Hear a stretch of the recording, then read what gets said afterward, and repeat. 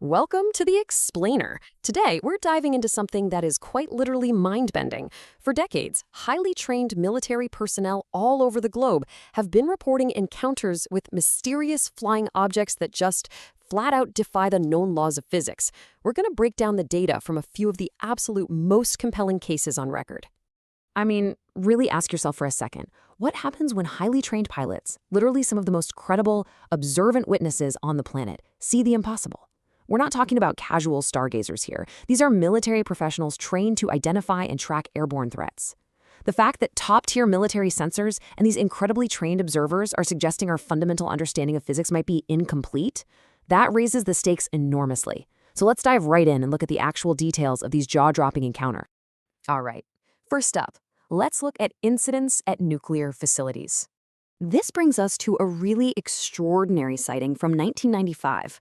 Former Air Force Major Daniel Gibson was stationed at Malmstrom Air Force Base in Montana, which happens to be one of America's key nuclear missile facilities. He just finished up a refueling mission and was sitting in the cockpit of his KC-135 aircraft, just watching the northern lights, when this brilliantly bright object suddenly appeared in the sky. It slowly descended right into the aurora borealis and then just stopped, completely stationary. And Gibson noted this fascinating visual detail. He said, the northern lights seemed to flow around it like water around a rock. So, as this object sat there, completely motionless, it started to grow brighter and brighter. Then, literally, without any warning at all, it accelerated straight upward and completely disappeared.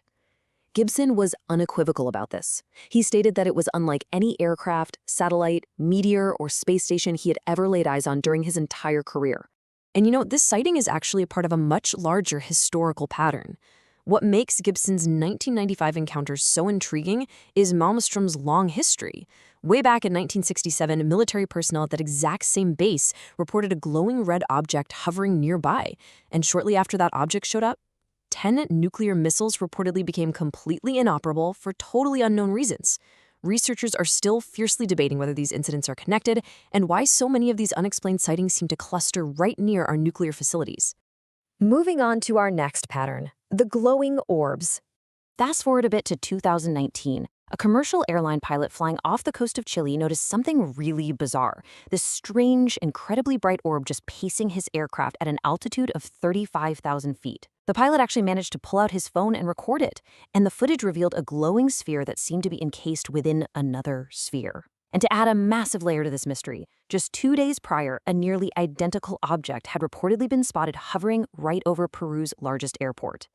Now, naturally, this sparked a massive debate among investigators. Some experts figured, hey, it might have simply been a high-altitude balloon, pointing to tech like Google's Project Loon. But on the flip side, former military pilots who reviewed the actual footage argued that the object's appearance and, crucially, its flight behavior simply didn't match how a balloon operates. They straight up admitted they'd never seen anything quite like it. Which brings us right back to military encounters with these same orb-like structures. Let's look at the Kosovo conflict in 1999. Air Force boom operator Derek Tarr was aboard a KC-10 refueling aircraft flying over the Adriatic Sea. And right in the middle of the flight, he spotted a bright white orb deliberately following right behind his plane.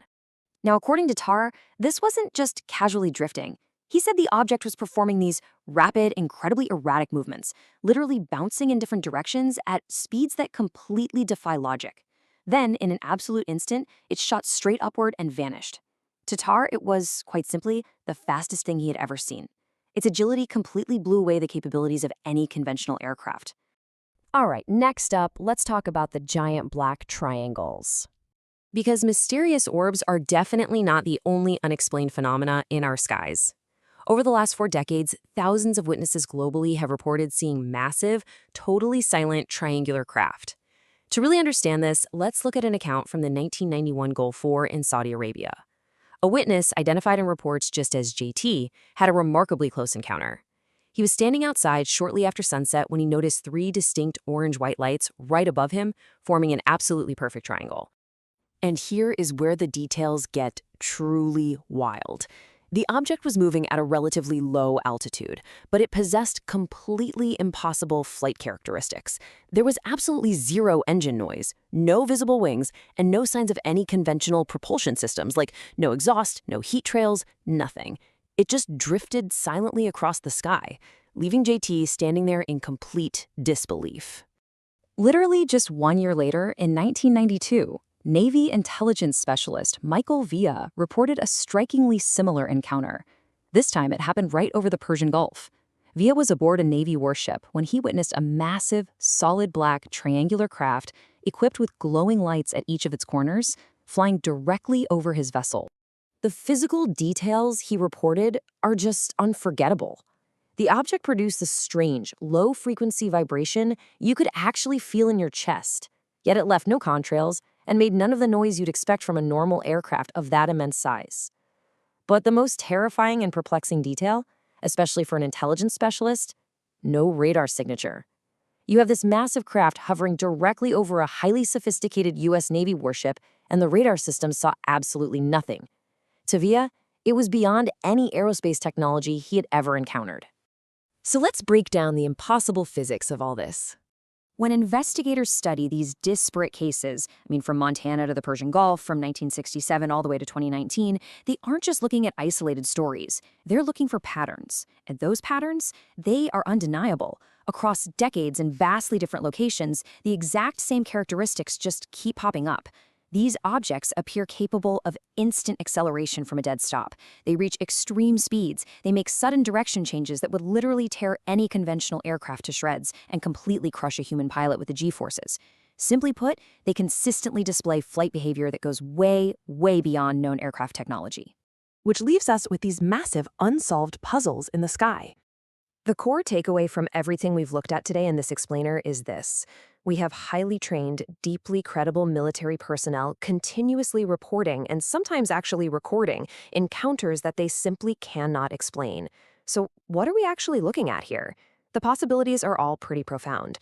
Do these sightings represent highly classified secret military programs? Are they advanced foreign surveillance technology that has somehow leapfrogged our own? Or are we dealing with something entirely unknown? Until more verifiable answers emerge, these objects remain one of the biggest, most fascinating mysteries of our time.